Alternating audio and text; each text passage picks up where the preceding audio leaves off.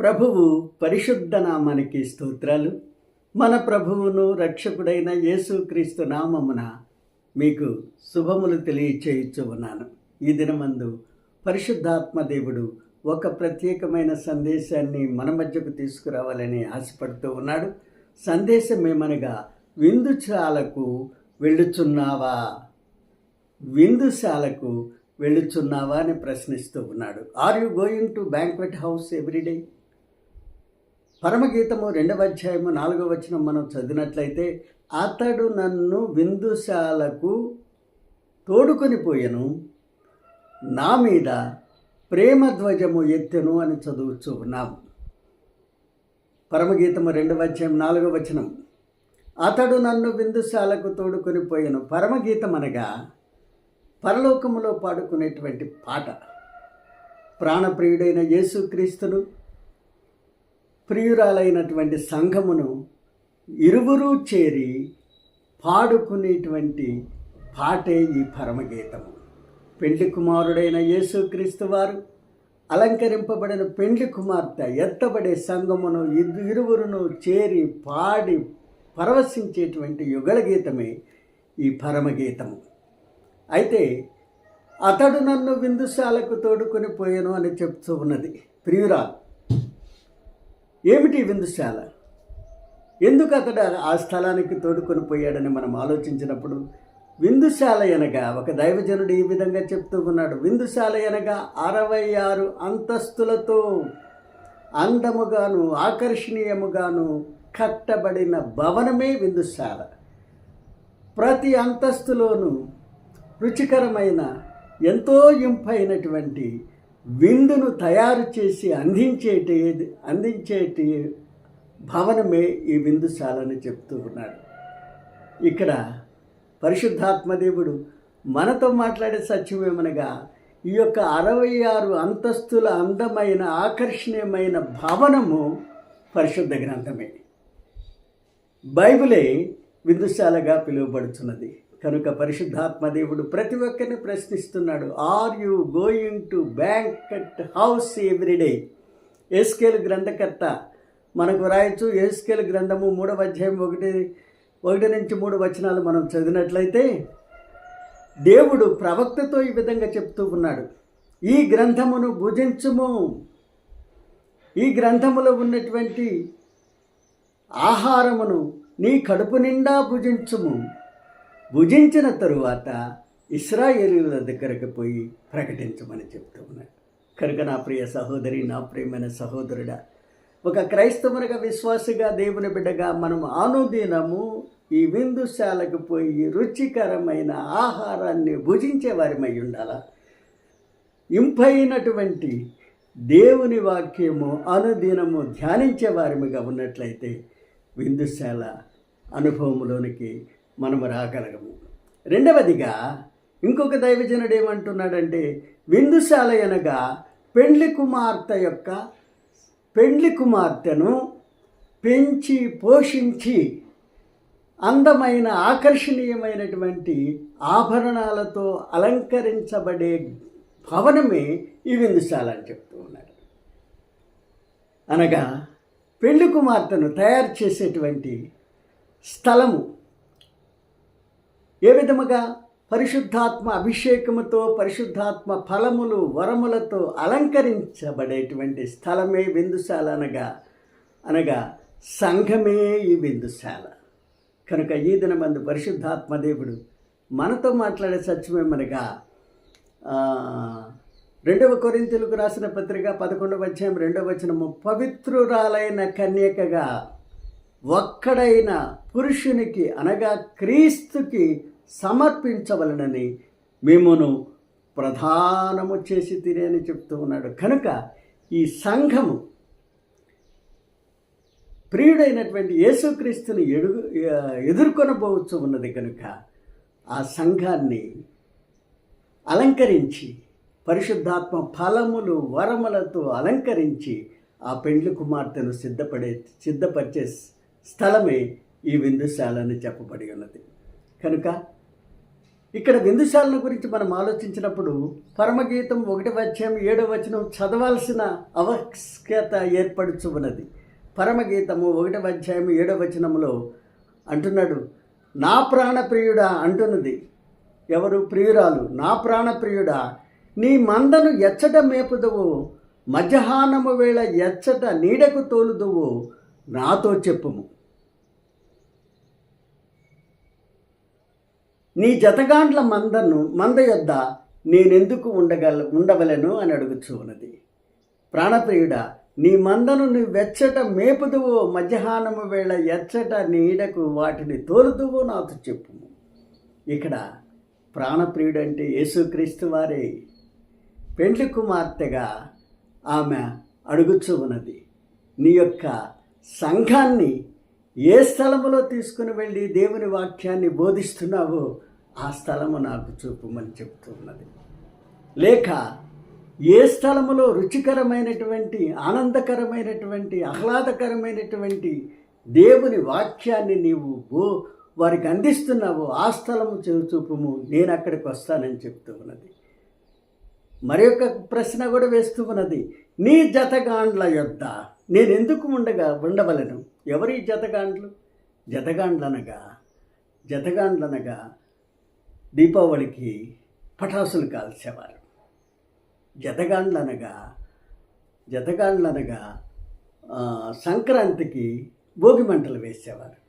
జతగాండ్లనగా యేసుక్రీస్తు మాలను ధరించి 48 దినాలు దీక్ష పూనేవారు. కనుక నా ప్రియ సహోదరి, నా ప్రియ సహోదరుడా, ఒక క్రైస్తవునిగా, విశ్వాసిగా, దేవుని బిడ్డగా యేసుక్రీస్తుని సొంత రక్షకునిగా అంగీకరించిన వారు ఈ జతగాండ దగ్గర ఉండకూడదు. దేవుని వాక్యాన్ని అనుదినము ధ్యానించాలా. పరిశుద్ధాత్మ అభిషేకముతో, పరిశుద్ధాత్మ ఫలములను వరములతో అలంకరించబడి పెండ్లి కుమార్తెగా ఎత్తబడే సంఘముగా ఆయనను ఎదుర్కొనడానికి సిద్ధపడి ఎదురు చూస్తూ ఉండాలి. ఇక్కడ ఒక సత్యాన్ని మీకు చెప్పాలనుకుంటున్నాను. అదేమిటంటే, ఇక్కడ ఒక క్రైస్తవంలోనికి వచ్చాడనగా విందుశాలకు వెళ్ళేటువంటి అనుభవంలోనికి వచ్చాడని అర్థం. అనగా అనుదినము దేవుని వాక్యము ధ్యానిస్తూ ఉన్నాడని, పరిశుద్ధ దినమందు దేవుని సన్నిధిలో చేరి ఆయనను ఆరాధించి, గణపరిచి, మహింపరిచి, పరిశుద్ధాత్మ అభిషేకమును పొంది పరిశుద్ధాత్మ ఫలములు వరములతో అలంకరించబడుచున్నాడని అర్థం. అయితే ఈ పరిశుద్ధ గ్రంథములో ఈ విందుశాలను గురించి మనము ధ్యానించేటప్పుడు ఎవరెవరు వెళ్ళారు ఈ విందుశాలకు, ఏ విధముగా వారు ఆశీర్వదించబడ్డారని మనము చదివినప్పుడు, మొట్టమొదటిగా విందుశాలకు వెళ్ళిన యాకోబు కుటుంబం విందుశాలకు వెళ్ళిందంట. Jacob's family went to banquet house. ఆదికాండము 47:11 చదివినట్లయితే, ఆదికాండము 47:11, ఫరో ఆజ్ఞాపించినట్లు యోసేపు తన తండ్రిని, తన సహోదరులను ఐగుప్తు దేశములో రామెసేసను మంచి ప్రదేశమును వారికి స్వాస్థ్యముగా ఇచ్చాడు. ఇది ఎవరి ఆజ్ఞ? ఫరో ఆజ్ఞాపించాడు. ఏమని ఆజ్ఞాపించాడు? యోసేపు యొక్క తండ్రిని, యోసేపు యొక్క అన్నదమ్ములందరినీ ఐగుప్తు దేశానికి తీసుకుని వచ్చి వారికి శ్రేష్టమైనటువంటి మంచి ప్రదేశాన్ని వారికి స్వాస్థ్యముగా, అంటే సొంతగా ఇవ్వమన్నాడు. నా ప్రియ సహోదరి, నా ప్రియమైన సహోదరుడా, అసలు ఈ యొక్క యాకోబు కుటుంబము కానాను నుంచి ఐగుప్తుకు రావడానికి గల కారణమేమిటి? ఎందుకు వారు రావాల్సి వచ్చిందని మనం ఆలోచించినప్పుడు, కానానులో అక్కడ కరువు ఏర్పడ్డది. ఐగుప్తులో సమృద్ధి అయిన భోజనం దొరకచ్చు ఉన్నది. కానానులో కరువు ఏర్పడ్డది. ఎందుకో తెలుసా? ఈ అభివృద్ధికి కారకుడైనటువంటి యోసేపు పరిశుద్ధుడు, పవిత్రుడు, ప్రార్థనాపరుడు, దేవునితో అనుదినం మాట్లాడేవాడు, దేవుని యొక్క అభిషేకం పొందినవాడు, ప్రవచనకర్త, ఇటువంటి గొప్ప వ్యక్తిని వారు ఐగుప్తీయులకు అమ్మివేశారు. ముందు చంపాలని ప్రయత్నించారు, తర్వాత ఐగుప్తులకు అమ్మవేశారు. అయితే ఐగుప్తీయులు కొన్నారు కనుక అక్కడ ఐగుప్తు దేశంలోనికి అతడు పోగానే ఆ దేశమంతైన సుభిక్షముగా అభివృద్ధి పొంది అనేక దేశాలకు తిండి అందించేటువంటి దేశముగా తయారైంది. ఇక్కడ కానానులో కరువు వచ్చింది కనుక అన్నదమ్ములందరూ ఆ స్థలానికి పోవలసి వచ్చింది. ఇక్కడ ఒక సత్యాన్ని మీకు చెప్పాలనుకుంటున్నాను. యోసేపు లాంటి వారు మన కుటుంబంలోనూ మన సంఘములోనూ ఒక్కరు ఉంటే చాలు. తన వల్ల, ఆ ఒక్కరి వల్ల ఆ కుటుంబం అంతయునూ ఆశీర్వదించబడుతుంది. ఆ ఒక్కరి వల్ల ఆ సంఘం అంతయునూ ఆశీర్వదించబడుతుంది. ఎందుకనగా యోసేపు పరిశుద్ధుడు, పవిత్రుడు, ప్రార్థనాపరుడు, ప్రభువుతో అనుదినం మాట్లాడేవాడు, ప్రభు యొద్ద నుండి ప్రత్యేకమైన సందేశాన్ని పొందేవాడు, ప్రవచనకర్త. ఇటువంటి వ్యక్తి మన కుటుంబాల్లో ఉన్నట్లయితే ఆ కుటుంబానికి ఆశీర్వాదం, సంఘానికి ఆశీర్వాదం, ఆ యొక్క దేశానికి కూడా ఆశీర్వాదం. కనుక ఈ దినమందు పరిశుద్ధాత్మ దేవుడు మనతో మాట్లాడుతూ ఉన్నాడు. ఏమని? యోసేపు అన్నదమ్ములు అందరూ 11 మంది ఖాళీ సంచులతోనూ కాలిన కడుపులతోనూ యోసేపు కాళ్ళ దగ్గర పోయి నిలబడ్డారు. యోసేపు వారిని అందరినీ ఎక్కడ తీసుకెళ్ళాడండి? విందుశాలకు తీసుకుని వెళ్ళాడు. ఎంత గొప్ప సంగతి! వారు అతనికి అన్యాయం చేసినప్పటికి కూడా, వారు అయోగ్యులైనప్పటికి కూడా అతడు వారిని క్షమించి వారిని విందుశాలకు తీసుకుని వెళ్ళాడు. అక్కడ సమృద్ధిగా వారు భోంచేటువంటి కృప దయచేశాడు. నా ప్రియ సహోదరి, నా ప్రియమైన సహోదరుడు, మన యొక్క వ్యక్తిగత జీవితాలలో కూడా మనము కూడా కరువును ఎదుర్కొన్నప్పుడు, కష్టాలు ఎదుర్కొన్నప్పుడు, నష్టాలు ఎదుర్కొన్నప్పుడు, వ్యాధి బాధలతో బాధపడుతూ ఉన్నప్పుడు మనము దేవాది దేవుని సన్నిధికి వెళ్ళినట్లయితే మన యొక్క కష్టాలను, నష్టాలను, ఇరుకులను, ఇబ్బందులను తొలగించి మనలను ఆ విందుశాలకు తోడుకొని పోవడానికి సమర్థుడైన దేవుడని ఈ దినమందు పరిశుద్ధ ఆత్మదేవుడు మనతో మాట్లాడుతూ ఉన్నాడు. రెండవదిగా, విందుశాలకు వెళ్ళిన విధవరాలైన రూతు. విందుశాలకు వెళ్ళిన విధవరాలైన రూతు గ్రంథము 2వ అధ్యాయం 3వ వచనం మనం చదివినట్లయితే, కాబట్టి ఆమె వెళ్ళి పొలములోనికి వచ్చి, నేను చేను కోయువారి వెనక పొలములో ఏరుకొనెను. ఏమేరుకుంటుందండి? పరిగె వేరుకుంటుంది. ఆ పొలములో ఆమె పోయిన భాగము ఎలిమెలెకు వంశము వాడైన బోయాజుది.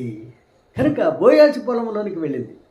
ఇక్కడ మనం తెలుసుకోవాల్సిన విషయం ఏమిటంటే, ఈమె రూతు ఎందుకు అంత దీనస్థితికి జారిపోయింది?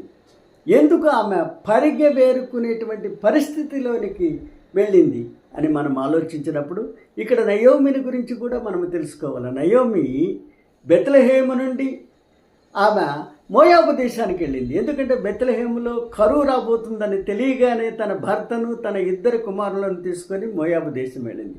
అక్కడికి పోయి 2 కుమారులకు పెళ్లి చేసింది. సంతోషంగా ఉండాలని ఆశపడ్డది. కానీ ముందు భర్త చనిపోయాడు, తర్వాత 2 కుమారులు చనిపోయారు కనుక 3 విధవరాండ్లు అక్కడ మిగిలిపోయారు. అయితే మరలా బెత్లెహేములో ఆహారం సమృద్ధిగా ఉన్నదని వినగానే ఆమె బయలుదేరి వచ్చేటప్పుడు ఒక కోడలు ఆమెను ముద్దు పట్టుకొని తిరిగి వెళ్ళిపోయింది తన తల్లి ఇంటికి. 2వ కోడలు ఆమెను వెంబడించింది.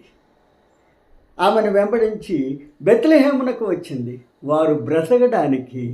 వారిరువురు బ్రతకడానికి రూతు పొలములోనికి వెళ్ళింది పరిగె వేరుకొనటానికి. నా ప్రియ సహోదరి, నా ప్రియమైన సహోదరుడా, ఇక్కడ ఒక సత్యాన్ని మీకు చెప్పాలనుకుంటున్నాను. అదేమిటనగా, నయోమి రూతుని నా కుమారి అని సంబోధిస్తూ ఉన్నది. ఆమె నిజంగా కోడలు. కుమారి అని సంబోధించడానికి గల కారణం ఏమిటంటే, రూతు ఒక విగ్రహారాధికురాలు, అన్యదేవత ఆరాధన చేసేటువంటి స్త్రీ. అటువంటి స్త్రీని నిజదేవుని చూపించింది. భూమి ఆకాశములను సూర్యచంద్ర నక్షత్రాలను సృష్టించిన దేవాది దేవుని చూపించింది. సకల కార్యములను చేయు సమర్థుడైన దేవుణ్ణి చూపించింది.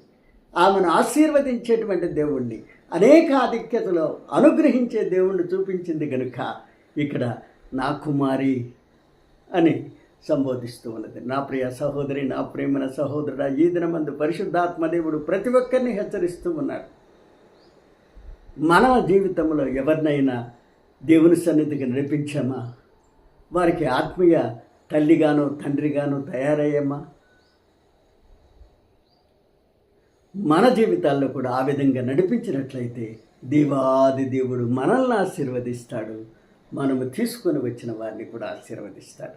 ఇక్కడ రూతు కాలిన కడుపుతోటి, ఖాళీ సంచితోటి ఎక్కడ పోయి నిలబడ్డదండి? బోయాజు పొలములో నిలబడ్డది. బోయాజు అంటున్నాడు, నువ్వు వేరే పొలమునకు పోవద్దు, ఇక్కడే పరిగబేరుకునము, ఇక్కడే నాతోటి భోంచేయము, ఇక్కడే పానము చేయమని చెప్తూ ఉన్నాడు. ఆమె ఆకలితో పోయింది కానీ బోయాజు ఆమెను విందుశాలకు నడిపించాడు. ఆ పొలానికి యజమానురాలుగా ఆమెను ఏర్పాటు చేసుకున్నాడు. అంతేకాకుండా యేసుక్రీస్తు వంశావళిలో ఆమె స్థానం సంపాదించుకున్నది. ఎంత గొప్ప సంగతి అండి నా ప్రియ సహోదరి, నా ప్రియమైన సహోదరుడా. ఇదిగో యేసుని మనము సొంత రక్షకునికి అంగీకరించినట్లయితే మన స్థితి ఎటువంటిదైనా, మనము పేదవారమైన, మనము అర్హత లేని వారమైన, అయోగ్యులమైన దేవాది దేవుని యొద్దకు మనం వచ్చినట్లయితే ఆయన మనల్ని విందుశాలకు తీసుకుని పోయి అనేక ఆధిక్యతలు, అనేక ఆశీర్వాదాలు మన మీద అనుదినము కృమ్మరించే దేవుడై ఉన్నాడు. మూడవదిగా, విందుశాలకు వెళ్ళిన కుంటివాడైన మెఫీబోషెతు. విందుశాలకు వెళ్ళిన కుంటివాడైన మెఫీబోషెతు, a crippled Mephibosheth went to banquet house.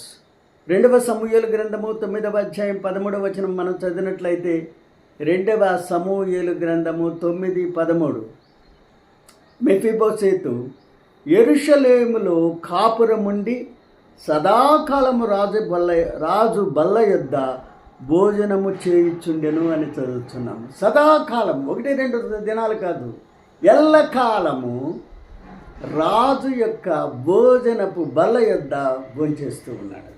ఎవరి కుంటివాడు? ఎవరి మెఫీబోషెతు? ఎందుకు ఇతడు ఈ పరిస్థితి ఎదుర్కొన్నాడని మనం ఆలోచించినప్పుడు, ఇతడు సౌలు రాజు యొక్క మనముడు, యోనాతాను యొక్క కుమారుడు. ఒక దినమందు 2వ సమూయేలు గ్రంథము 4వ అధ్యాయం 4వ వచనం మనం చదివినట్లయితే, యుద్ధములో సౌలు రాజు చనిపోయాడు, అతని కుమారుడైన యోనాతాను కూడా చనిపోయాడు. ఈ విషయము విన్నటువంటి దాది, ఈ యొక్క బాలుని పెంచేటువంటి దాది అంటే మెఫీబోషెతు 5 ఏళ్ల వాడు, అతన్ని పెంచుతూ ఉన్నది. ఆమె అది వినగానే అతన్ని మోసుకుంటూ పరిగెడుతూ ఉన్నది. అతడు కింద పడిపోయి 2 కాళ్ళు విడిగిపోయి కుంటివాడైపోయాడు. అయితే రాజైన దావీదు రాజైన తరువాత అంటున్నాడు, యోనాతానును బట్టి నేను ఉపకారము చేయుటకు సౌలు కుటుంబములో ఎవరైనా ఉన్నారా అని అడిగాడు. అధికారులు వెతికి అనాథ అయినటువంటి కుంటివాడైన మెఫీబోషెతును తీసుకొచ్చి ఆయన ముందు నిలబెట్టారు.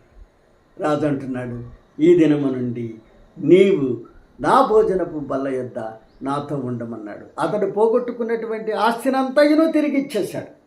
ఇక్కడ ఒక విషయం మీకు చెప్పాలనుకుంటున్నాను. పరిశుద్ధాత్మ దేవుడు మనతో మాట్లాడుతున్నాడు. ఏమి అనగా, ఈ అనర్హుడైనటువంటి, అయోగ్యుడైనటువంటి, కుంటివాడైనటువంటి మెఫీబోషెతు అంత గొప్ప ఉన్నత స్థానాన్ని పొందడానికి గల కారణం ఏమిటో తెలుసండి? అతడు వినయ విధేయతలు కలిగి ఉన్నాడు. రాజుతో అంటున్నాడు, నేను చచ్చినటువంటి కుక్క వంటి వాడని అంటున్నాడు. రెండవదిగా, నా కుటుంబం అంతయును మృతులైన నీ ఎదుట మృతులైన వారని చెప్తూ ఉన్నాడు. కృతజ్ఞత కలిగి ఉన్నాడు. కనుక మన వ్యక్తిగత జీవితంలో కూడా దేవాది దేవుని యందు వినయ విధేయతలు కలిగి ఆయనను ఆరాధించి గణపరిచి మహింపరుస్తున్నట్లయితే, కృతజ్ఞతాభావముతో దేవాది దేవునికి ఎల్లప్పుడూ స్తుతి చెల్లించుతున్నట్లయితే, దేవుడు మనల్ని అంచెలంచెలుగా ఆశీర్వదించి ఎంతో ఉన్నత స్థితిలో ఉంచేటువంటి దేవుడై ఉన్నాడు. నా ప్రియ సహోదరి, నా ప్రియమైన సహోదరుడా, ఇక్కడ ఒక సత్యాన్ని మీకు చెప్పాలనుకుంటున్నాను. ఏమిటనగా, మన జీవితాల్లో అనేక సార్లు దేవుని మర్చిపోయి దేవునికి దూరం అయిపోతూ ఉన్నాం. అయితే ఎవరైతే దేవుని యందు భయభక్తులు కలిగి వినయ విధేయతలు కలిగి కృతజ్ఞతాభావంతో జీవిస్తారో అటువంటి వారిని దేవుడు అమితముగా ఆశీర్వదించే దేవుడయ్యన్నాడు. మెఫీబోషెతు ఆకలితో దావీదు ముందు నిలబడ్డాడు. అయితే దావీదు మహారాజు అతనిని విందుశాలకు తోడుకొని పోయాడు. విందుశాలలో అతడు రాజు యొక్క బల్ల మీద రాజుతో సమానముగా భోంచేసేటువంటి స్థితిని కల్పించాడు.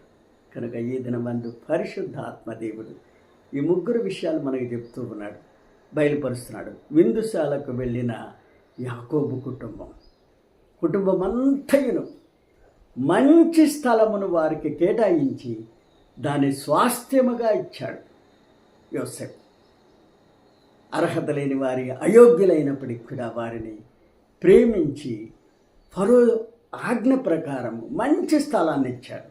రెండవదిగా, విందుశాలకు వెళ్ళినటువంటి విధవరాలైన రూతు, ఆమె అన్యురాలైనప్పటికీ అన్య దేవతారాధన చేయుచున్నప్పటికీ నిజ దేవుని ఎరిగినది కనుక అత్తతో బెత్లెహేమునకు వచ్చింది కనుక ఆమెను విందుశాలకు తోడుకొని పోయాడు దేవుడు.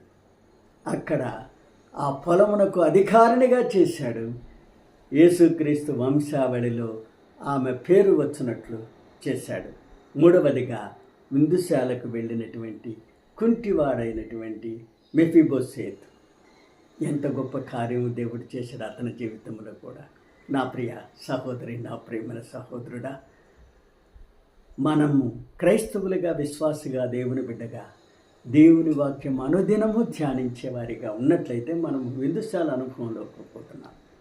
దేవుని ఆరాధించి గణపరిచి మహింపరుస్తూ పరిశుద్ధాత్మ ఫలములను వరములతో మనం అలంకరించబడి పెండ్లి కుమార్తె సంఘం ఎత్తబడే సంఘములో మనం ఉన్నట్లయితే విందుశాల అనుభవంలోనికి మనం వెళ్ళచ్చు. ఈ అనుభవం కలిగి ఉన్నట్లయితే దేవాది దేవుడు మనల్ని అమితముగా ఆశీర్వదించి అనేక ఆధిక్యతలు ప్రసాదించి ఈ యొక్క జీవితాన్ని అనేక మందికి ఆశీర్వాదముగా చేయగలిగిన దేవుడై ఉన్నాడు. ఒక్క నిమిషం ప్రార్థన చేద్దామా? పరిశుద్ధుడా, ప్రేమ కలిగిన తండ్రి, ఈ వాక్యం విరుచున్నటువంటి ప్రతి బిడ్డను ఆశీర్వదించండి.